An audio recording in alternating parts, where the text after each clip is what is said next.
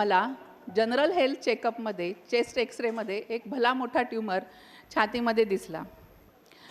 हृदय आणि फुफ्फुसाला आवळून ट्यूमर बसलेला, चांगला हापूस आंब्याच्या साईजचा ट्यूमर.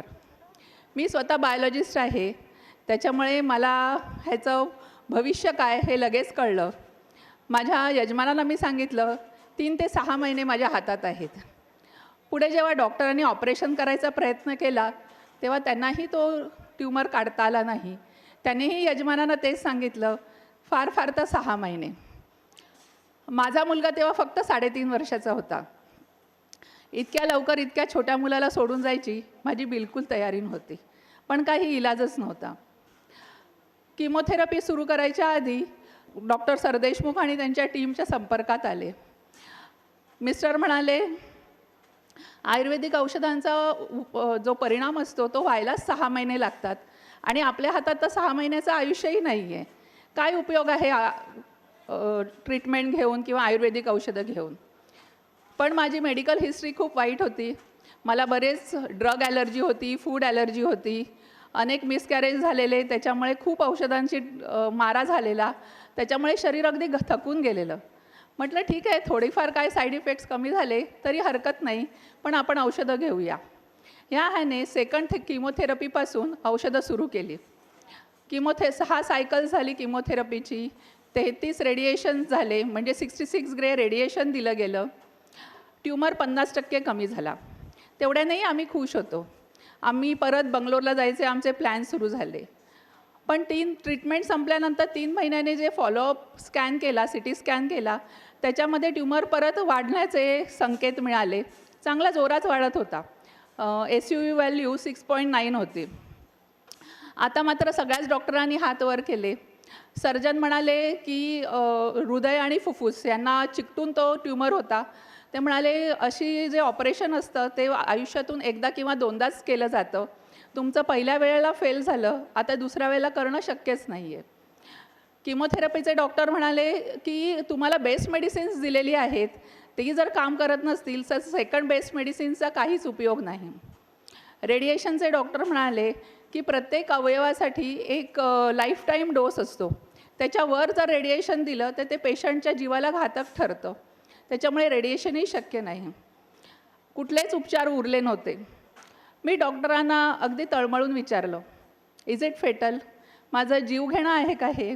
आणि म्हणाले एव्हरीबडी हॅज टू डाय. म्हणजे माझे जायचे दिवस ठरलेले होते. इकडे डॉक्टर सरदेशमुखांकडे आले. सर म्हणाले, बघा आयुर्वेदामध्ये कॅन्सरवर असा काही उपाय नाही आहे, पण आम्ही तुमची जनरल हेल्थ नीट ठेवू. आता जनरल हेल्थ म्हणजे काय, तर माणसाच्या 5 बेसिक क्रिया असतात. तुम्हाला भूक व्यवस्थित लागली पाहिजे, तुमचं पचन व्यवस्थित झालं पाहिजे, मलमूत्र विसर्जन व्यवस्थित झालं पाहिजे आणि झोप चांगली लागली पाहिजे. या 5 बेसिक क्रिया जर तुमच्या व्यवस्थित झाल्या तर तुमचं आरोग्य चांगलं राहतं. मग कॅन्सर पेशंटच्या कॅन्सर डिटेक्ट व्हायच्या आधीही आणि किमोथेरपी रेडिएशन नंतरही या सगळ्या क्रियेचा डोलारा असतो तो पार कोसळलेला असतो. सरांनी विश्वास दिला, हळूहळू औषधं सुरू झाली. तसं किमो रेडिएशन चालतानाही माझी आयुर्वेदिक औषधं चालूच होती. माझं किमो खूप स्ट्रॉंग असायचं. 3 दिवसाचं एक किमो, एका दिवसाला 17 इंजेक्शन्स, 3 दिवसाला 51 इंजेक्शन्स माझ्या शरीरात जायचे. पण इतकं असूनही मला कधी खूप उलट्या झाल्या आहेत, वॉमिटिंग झालं आहे, ढाळ लागली आहे, कॉन्स्टिपेशन झालं आहे, असं कधीच झालं नाही.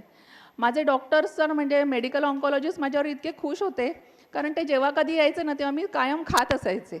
ते म्हणाले तू एकटी पेशंट्स आहेत या हॉस्पिटलमध्ये की जी कायम खात असते. अशा रीतीने किमो संपलं, रेडिएशन संपलं, कॅन्सर रिकवर झाला. सरांनी औषधं सुरू केली. हळूहळू 6 महिने, वर्ष गेलं. कॅन्सरचा जो ट्यूमर होता त्याचा ग्रोथ स्टॅबिलाईज झालं. तो पुढे वाढेना, जास्त होता तितकाच राहिला. 2 वर्षानंतर किमो आणि रेडिएशनचे साईड इफेक्ट्स दिसायला लागले आणि माझं हृदय खूप कुरकुर करायला लागलं. माझं लेफ्ट लंग अर्ध कोलॅप्स झालेलं आहे रेडिएशनमुळे. पेरिकार्डियल फायब्रोसिस आहे, पेरिकार्डियल एफ्युजन आहे आणि LVEF डाऊन टू 40-45% आलेलं आहे. गेल्या 2-4 वर्षामध्ये तर सगळ्या वॉल्समध्ये लिकेज सुरू झालेलं आहे. माझे कार्डिओलॉजिस्ट जेव्हा माझा रिपोर्ट बघतात तेव्हा त्यांच्या डोळ्यात पाणी येतं आणि मी हसत असते. ह्याच्यामागे पूर्ण मेहनत आहे ती डॉक्टर आणि त्यांच्या टीमची आहे. दरवर्षी नियमित पंचकर्म घेते. सर सांगतील तेव्हा वर्षाला 1दा 2दा 3दा नियमित येते, न चुकता येते. पंचकर्माचा खूप फायदा होतो. कॅन्सर सगळाच वाईट नसतो. कॅन्सरमुळे खूप फायदेही होतात.